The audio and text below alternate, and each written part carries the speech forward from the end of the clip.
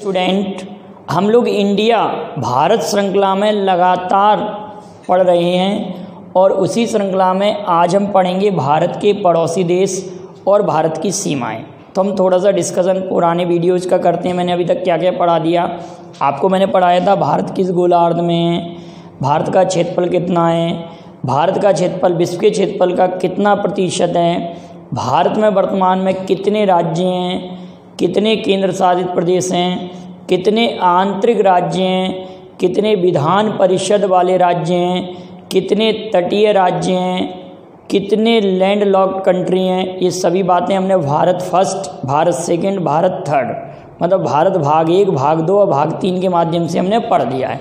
तो आज हम इंडिया की ये पोजीशन पढ़ने जा रहे हैं कि भारत की सीमा, भारत की जो सीमा है वो कितने राज्यों को छूती है और भारत का दक्षिणी बिंदु कौन सा है। तो कुछ बातें हम पहले जनरली बात करते हैं। आप सभी लोग जानते हैं, अगर मैं जनरल बात करूं कि इंडिया का मैं रफ मैप बनाऊं एक प्रकार से आप लोगों के लिए, रफ टाइप से इंडिया की बात करते हैं अगर एक रफ मैप में, तो अगर मैं इस तरह से कहूं आप लोगों से, तो आप सभी लोग जानते हैं कि इधर इस साइड और इस साइड, मतलब ये दक्षिण, इधर ये पूरब और इधर ये पूरब और इधर ये पश्चिम, इस साइड में आप कहेंगे बंगाल की खाड़ी है। इस तरफ यहाँ पर बंगाल की खाड़ी है, यहाँ हिंद महासागर है, इधर अरब सागर है इंडिया की। तो अब हम बात ये करते हैं कि भारत की जो सीमा है, भारत की सीमा है स्थलीय सीमा और जलीय सीमा। भारत की स्थलीय सीमा, इंडिया की अगर स्थलीय सीमा की बात करते हैं तो भारत की कुल स्थलीय सीमा, भारत की कुल स्थलीय सीमा की लंबाई 15,200 किलोमीटर है। भारत की कुल स्थलीय सीमा 15,200 किलोमीटर लंबी है। अब भारत की समुद्री सीमा की बात करते हैं। पहला पॉइंट तो स्थलीय सीमा सभी को क्लियर है, भारत की स्थलीय सीमा 15,200 किलोमीटर है। अब भारत की समुद्री सीमा की बात आती है। भारत की समुद्री सीमा, अगर मैं समुद्री सीमा की बात करूं तो इसको हम 2 भागों में बांटते हैं। कुल समुद्री सीमा लंबाई, भारत की कुल समुद्री सीमा, कुल समुद्री में यहाँ लिख रहा हूँ, कुल समुद्री सीमा की लंबाई, और यहाँ लिख रहा हूँ भारत की मुख्य समुद्री सीमा, भारत की मुख्य समुद्री सीमा।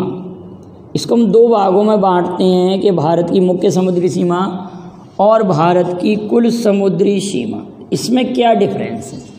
जैसे अगर मैं ये कहूँ कि ये हमारा इंडिया है इस तरह से, तो इंडिया के इधर इस तरफ जितनी समुद्री सीमा की लंबाई है इसको मुख्य समुद्री सीमा कहते हैं। इसको क्या कहते हैं? मुख्य समुद्री सीमा कहते हैं। ठीक है, तो ये मुख्य समुद्री सीमा की लंबाई अगर कहा जाए तो 6100 किलोमीटर, मानिए 6100 किलोमीटर होती है। कितना होती है बेटा? 6100 किलोमीटर। अगर भारत की कुल समुद्री सीमा की बात करें, भारत की कुल समुद्री सीमा की बात करें तो 7516.6, या यहाँ पर 5 भी लिखा रहता है, 7516.6 या 7516.5 किलोमीटर कुल समुद्री सीमा। इसका अर्थ क्या है? ये कुल समुद्री सीमा का अर्थ ये है कि भारत के इधर क्या है? अंडमान निकोबार द्वीप समूह, लक्षद्वीप, तो इन सब को घेरता है वो समुद्र भी अगर इंक्लूड कर लिया जाए तो कुल समुद्री सीमा की लंबाई ये होती है इंडिया की। और ये किसकी लंबाई है? ये मुख्य समुद्री सीमा है। अब समुद्री सीमा पर हम 2 पॉइंट की बात और करते हैं कि भारत का सबसे लंबा समुद्र तट किस राज्य का है? सबसे लंबा समुद्र तट वाला राज्य, सबसे लंबा समुद्र तट वाला राज्य, तो आप कहेंगे सबसे लंबा समुद्र तट वाला राज्य गुजरात है। सबसे लंबा समुद्र तट वाला राज्य गुजरात है। तो इसके आप कमेंट करेंगे कि इसकी लंबाई कितनी है, गुजरात के समुद्र तट की लंबाई कितनी है। दूसरी बात आती है कि सबसे लंबा समुद्र तट वाला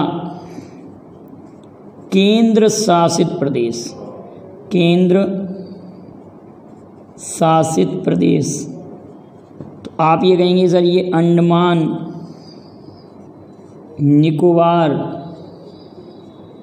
द्वीप समूह है। अंडमान निकोबार द्वीप समूह। आप लोगों ने अंडमान निकोबार द्वीप समूह के 3 द्वीपों के नाम सुने होंगे, रॉस द्वीप, रॉस, हैवलॉक और अंडमान। ठीक है। रॉस द्वीप का नाम तो क्या हो गया है, एससी बोस, सुभाष चंद्र बोस, रॉस। अब अंडमान द्वीप का नाम हैवलॉक द्वीप और अंडमान द्वीप, ये 2 द्वीप और हैं इसी अंडमान निकोबार द्वीप समूह के।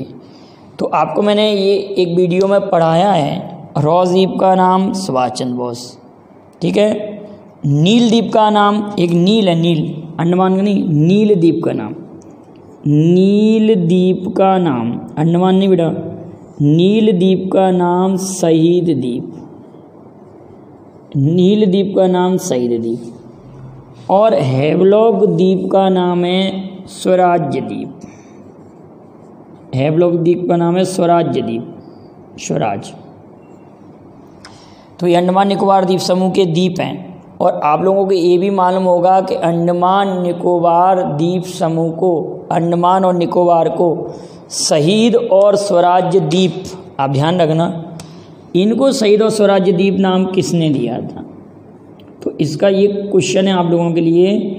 आप ज़रा सोचिए, ये उसी व्यक्ति ने दिया है जिनका जन्म 23 जनवरी 1897 को उड़ीसा के कटक में हुआ था, और जो कि मध्य प्रदेश में कांग्रेस का पहला अधिवेशन 1939 में हुआ था, त्रिपुरी अधिवेशन, उसमें ये अध्यक्ष पद का चुनाव जीते थे। और इनको हम नेताजी कहते हैं, एडोल्फ हिटलर ने नेताजी कहा था। तो इनका नाम क्या है, सुभाष चंद्र बोस। सुभाष चंद्र बोस ने अंडमान निकोबार द्वीप समूह को शहीद और स्वराज्य द्वीप कहा था। और सुभाष चंद्र बोस की पुस्तक का नाम है Indian struggle, Indian struggle Subhash Chandra Bose की पुस्तक है। रॉस द्वीप सुभाष चंद्र बोस द्वीप नाम रख दिया गया है, हैवलॉक द्वीप स्वराज्य द्वीप रख दिया है, नील द्वीप शहीद द्वीप नाम। तो ये भी आप लोग याद कर लेंगे। 6100 किलोमीटर मुख्य समुद्री सीमा, कुल समुद्री सीमा 7516.6 किलोमीटर, कुल स्थलीय सीमा, ठीक है, 15,200 किलोमीटर। अब अगली इम्पोर्टेंट बात ये आती है कि भारत की मुख्य सीमा, भारत की मुख्य सीमा का दक्षिणी बिंदु, भारत की मुख्य सीमा का दक्षिणी बिंदु, उसका नाम है कन्याकुमारी। भारत की मुख्य सीमा का दक्षिणी बिंदु है कन्याकुमारी। मुख्य सीमा जैसे हमने ये बनाया, ये हमने इंडिया की पोजीशन, इंडिया बनाया जैसे कि, तो अगर यहाँ पर हम कहें कि ये तो हमारा तमिलनाडु है, इधर ये केरला है, तो तमिलनाडु में ही कन्याकुमारी स्थित है, कन्याकुमारी।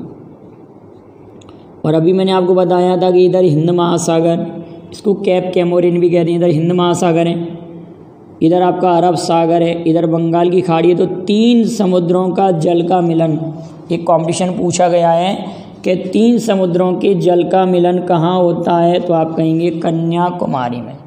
और कन्याकुमारी में ही स्वामी विवेकानंद ने तपस्या की थी। जब इस शिकागो सर्वधर्म सम्मेलन में भाग लेने के लिए जा रहे थे तो उससे पहले यहीं पर तपस्या की थी और उन्होंने शिकागो सर्वधर्म सम्मेलन में भाग लिया था 11 सितंबर 1893 को। तो स्वामी विवेकानंद के बारे में एक बात याद रखेंगे कि इन्हीं के नाम पर यहाँ पर Swami Vivekananda rock memorial institute बनाया गया है। क्या नाम है?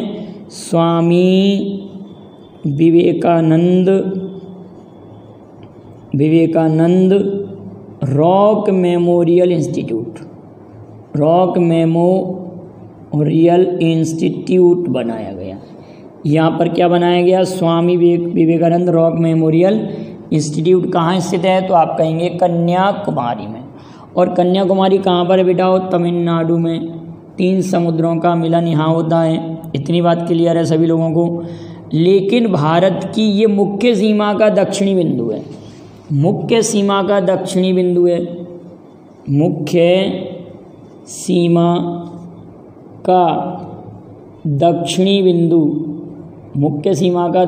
बिंदु है जिसका नाम है कन्याकुमारी।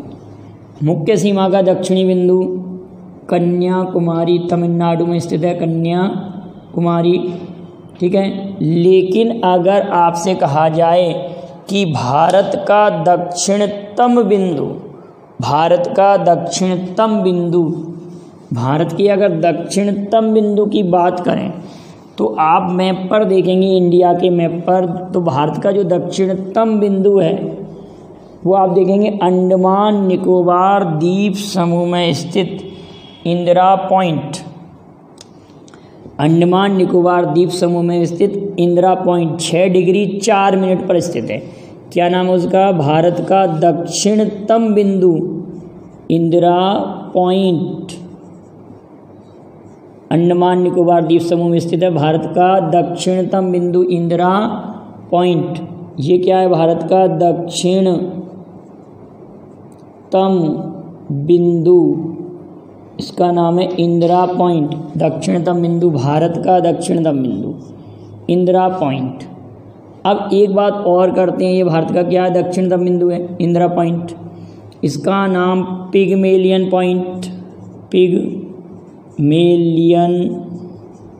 पॉइंट, इसी को हम पार्सन पॉइंट, और इसी को हम होची मिन पॉइंट।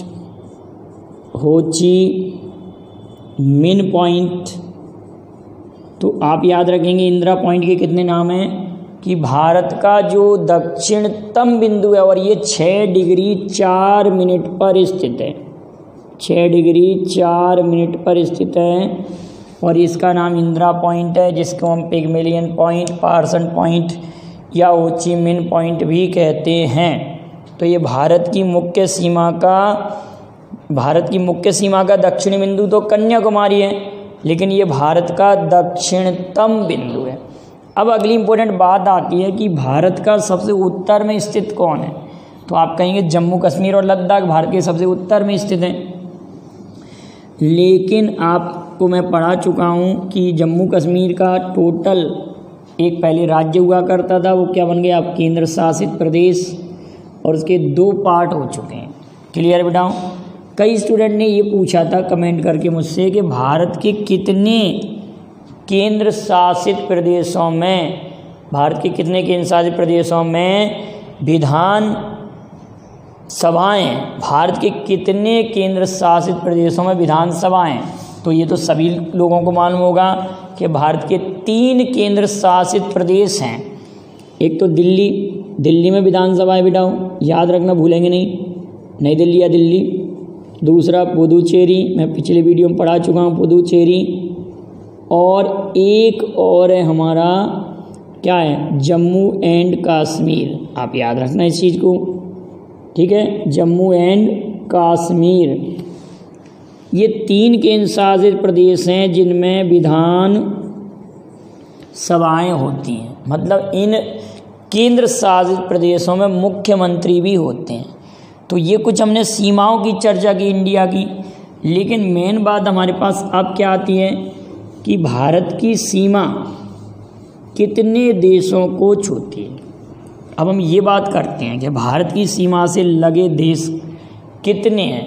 तो भारत की सीमा अगर हम बात करते हैं तो भारत की सीमा 7 देशों को स्पर्श करती है, देशों को स्पर्श करती है, स्पर्श करती है। और ये हमने लंबाई बता चुके हैं कि भारत की सीमा जो 7 देशों से टच होती है वो 15,200 किलोमीटर लंबी है। अब पहली बात हम करते हैं कि सर्वाधिक लंबी सीमा MPPSC में ही पूछा जा चुका है। सर्वाधिक लंबी सीमा ये लगती है बांग्लादेश से। सर्वाधिक लंबी सीमा किससे लगती है? बांग्लादेश से। आप याद रखेंगे सबसे लंबी सीमा किस देश से लगती है? बांग्लादेश से। बांग्लादेश की राजधानी है ढाका। बांग्लादेश की राजधानी है ढाका। मुद्राए टका। ढाका राजधानी है, मुद्राए टका राजधानी ढाका, मुद्रा टका। 2 बात याद रखेंगे, कैपिटल ढाका और मुद्रा टका। बांग्लादेश के राष्ट्रपिता शेख मुजीबुर रहमान और बांग्लादेश को हम पूर्वी पाकिस्तान कहते थे, क्योंकि रीज़न ये था कि जब आप लोगों ने सुना होगा कि पाकिस्तान के 2, एक इधर भी और एक इधर भी, तो इसको जब 1971 में भारत और पाकिस्तान के मध्य युद्ध हुआ था तो 16 दिसंबर 1971 को भारत ने पाकिस्तान पर विजय पाई और इसमें एक नया देश बना। वो क्या था? बांग्लादेश। तो बांग्लादेश का गठन 1971 में हुआ था। बांग्लादेश का 1971, इतना याद रखेंगे। और भारत ने 16 दिसंबर को विजय पाई, इसलिए 16 दिसंबर को विजय दिवस मनाया जाता है। कारगिल विजय दिवस नहीं, केवल विजय दिवस। विजय दिवस कब मनाया जाता है? 16 दिसंबर को। जबकि कारगिल विजय दिवस की बात आए तो 26 जुलाई, कारगिल विजय 26 जुलाई 1999 को हुई थी। और 29 और 26 में कन्फ्यूज होता है। 29 जुलाई को तो टाइगर दिवस मनाया जाता है। इतनी बात आप याद रखेंगे। सर्वाधिक लंबी सीमा बांग्लादेश से लगती है 4096। कितना किलोमीटर लगती है बताओ? 4096 किलोमीटर। तो बांग्लादेश से सबसे लंबी सीमा है। बांग्लादेश की संसद का नाम है जातीय पंचायत। संसद का क्या नाम है? जातीय पंचायत। और भारत और बांग्लादेश के मध्य एक युद्ध अभ्यास होता है जिसका नाम है संप्रीति युद्ध अभ्यास। संप्रीति युद्ध अभ्यास, भारत और बांग्लादेश के मध्य संप्रीति युद्ध अभ्यास। सर्वाधिक लंबी सीमा बांग्लादेश से लगी। अब सबसे कम सीमा, सबसे छोटी सीमा, सबसे कम सीमा स्पर्श भारत की सबसे कम सीमा लगती है तो आप कहेंगे अफगानिस्तान से। अफगानिस्तान। अब ये इम्पोर्टेंट बात आती है कि अफगानिस्तान को पहले जम्मू कश्मीर स्पर्श करता था। जम्मू कश्मीर क्या था? राज्य था। लेकिन अब जम्मू कश्मीर के 2 हिस्से हो गए। एक तो क्या हो गया? जम्मू कश्मीर, और एक लद्दाख। तो आप ये कहेंगे कि सर अब अफगानिस्तान से केवल और केवल लद्दाख की सीमा लगती है। अफगानिस्तान से केवल लद्दाख की सीमा लगती है। लेकिन मैं ये नहीं कह रहा कि लद्दाख केवल अफगानिस्तान को स्पर्श करता। मैं ये कह रहा हूँ कि अफगानिस्तान की सीमा केवल लद्दाख से लगती है। इसका उल्टा अर्थ नहीं लेंगे। अफगानिस्तान केवल लद्दाख को टच करता है। लेकिन अगर मैंने ये पूछा कि लद्दाख कितने देशों को छूता है तो आप एक तो कहेंगे अफगानिस्तान। लद्दाख की सीमा किस से लगती है? अफगानिस्तान, मैंने पिछले वीडियो में पढ़ा चुका हूँ। एक पाकिस्तान और एक चाइना। लद्दाख की जो बाउंड्री है वो 3 देशों को स्पर्श करती है। लद्दाख की सीमा 3 देशों को स्पर्श करती है, और जबकि अफ़गानिस्तान केवल और केवल लद्दाख को स्पर्श करता है। तो कहने का अर्थ ये हुआ कि अगर आपसे ये पूछा गया कि अफ़गानिस्तान कितने राज्यों को स्पर्श करता है, तो एक भी राज्यों को स्पर्श नहीं करता। अफ़गानिस्तान कितने राज्यों को स्पर्श करता है, तो एक भी राज्यों को स्पर्श नहीं करता, केवल और केवल लद्दाख केंद्र शासित प्रदेश को स्पर्श करता है। पहले आपको मालूम था कि ये किसको स्पर्श करता था, अफ़गानिस्तान, जम्मू एंड कश्मीर को। तो एक बात और याद रखेंगे कि पाकिस्तान और अफ़गानिस्तान के मध्य, यहाँ मैं नोट कर दे रहा हूँ, पाकिस्तान और अफ़गानिस्तान के मध्य डूरंड रेखा, पाकिस्तान और अफ़गानिस्तान के मध्य कौन सी सीमा रेखा है, डूरंड रेखा। पहले ये रेखा 1947 से पहले डूरंड रेखा भारत और अफ़गानिस्तान के मध्य थी। आपको ये तो मालूम है ना, क्योंकि उस एरिया में पहले इंडिया का ही हिस्सा था। जो पाकिस्तान बन चुका है वो इंडिया का ही हिस्सा था। 14 अगस्त 1947 को पाकिस्तान बना है ना, 15 अगस्त 1947 को इंडिया बना है। तो डूरंड रेखा पाकिस्तान और अफ़गानिस्तान के मध्य है। क्लियर, इतनी बात, यहाँ तक तो कोई प्रॉब्लम नहीं होगी। डूरंड रेखा पाकिस्तान अफ़गानिस्तान मध्य। लेकिन आप ध्यान रखना कि इंडिया और पाकिस्तान के बीच, जब हम पाकिस्तान की सीमा की बात करेंगे तो इंडिया और पाकिस्तान के मध्य, इंडिया और पाकिस्तान के मध्य सबसे इम्पोर्टेंट बात तो है, एक तो रेड क्लिप रेखा है, रेड क्लिप रेखा याद रख लेंगे, रेड क्लिप रेखा। एक LOC लाइन ऑफ कंट्रोल, और एक राजहिर क्रीक, क्रीक विवाद, राजहिर क्रीक, क्रीक या इसी को सर क्रीक विवाद कहते हैं, सर क्रीक विवाद।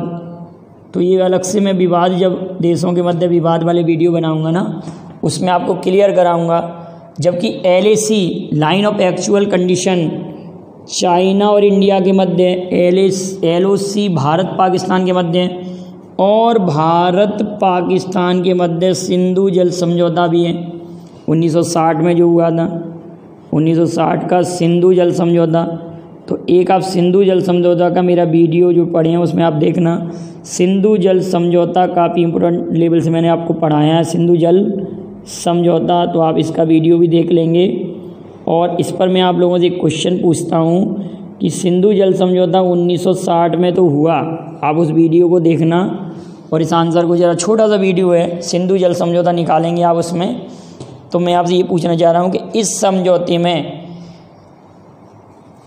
पाकिस्तान और इंडिया के मध्य तो ये हुआ था, पाकिस्तान इंडिया के मध्य ये हुआ है सिंधु जल समझौता, लेकिन इसमें मध्यस्थता की भूमिका किसने निभाई थी? इसमें कोई मध्यस्थ था, कोई एक संस्था मध्यस्थ थी, किसने भूमिका निभाई थी? और कितने नदियों के जल के बंटवारे की बात थी? सिंधु तो एक थी, इसके अलावा और कितनी नदियाँ थी? तो टोटल नदियाँ कितने नदियों के जल के बंटवारे की बात थी? ये 2 प्रश्नों के जवाब आपको देना है। और मैं अगले वीडियो में आपको पूरे भारत की सीमा को स्पर्श करने वाले देश कि कौन सा देश किस राज्य को स्पर्श करता है और कौन सा देश किस केंद्र शासित प्रदेश को स्पर्श करता है। ये अगर यहाँ हम बात करें यहाँ बांग्लादेश की, तो बांग्लादेश की सीमा भारत के 5 राज्यों को छोड़ती है। अमित्र मेघा बांग्ला, अमित्र मेघा बांग्ला, बांग्लादेश की सीमा, हमने पहले बांग्लादेश की चर्चा की थी, लेकिन हमने इसके देश के राज्यों की बात नहीं की। अगर मैं यहाँ लिखूँ अमित्र, आप ध्यान रखना कि बांग्लादेश की सीमा से लगे भारतीय राज्य, अमित्र मेघा बांग्ला, बंगला भी कहते हैं, कह सकते हैं हम। अगर आपको ये ट्रिक याद रहती है, या आप इंडिया का मैप जब देखते हैं तो बांग्लादेश की सीमा असम को टच करती है, एक तो असम की बाउंड्री को,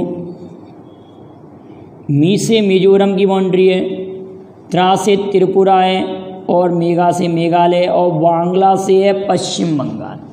क्या क्या हो गया बेटा? असम, असम, मिजोरम, त्रिपुरा, मेघालय और पश्चिम बंगाल। इतना याद रखेंगे कि आपकी बांग्लादेश की सीमा भारत के इन 5 राज्यों को छूती है। इसको आप स्पर्श सीमा में याद रख लेंगे कि बांग्लादेश की सीमा कितने राज्यों को टच करती है। एक तो बांग्लादेश की सीमा स्पर्श करती है 5 राज्यों को, और एक 5 राज्यों की सीमा को स्पर्श करने वाला देश और है जिसका नाम है नेपाल। तो नेपाल भी मैं आपको पढ़ाऊंगा, भूटान भी पढ़ाऊंगा, म्यांमार भी पढ़ाऊंगा। सभी देश किस तरह से स्पर्श करते हैं।